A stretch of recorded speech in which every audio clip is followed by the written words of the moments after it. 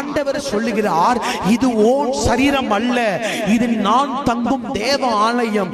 இந்த தேவ ஆலயத்தில் ஆபாசங்களை பார்த்து கொண்டு, விபச்சாரத்தை பண்ணிக்கொண்டு, காதலை செய்து கொண்டு, ஓரினை சேர்க்கைக்கு அடிமைப்பட்டு விட்டு, கொள்ளாத காய்மாகாரத்திற்கு அடிமைப்பட்டு, வஞ்சகம், தேசித்தனம், விபச்சாரம், அசுத்தம், காமவிகாரம், களியாட்டுக்கள், இப்படிப்பட்டவைகளை உன் சரீரத்தில் நீ வைத்திருந்தால், ஆவியானவர் இந்த பகல் நேரத்தில் நம்மை பார்த்து சொல்லுகிறார், என்னுடைய ஆலயம் அது.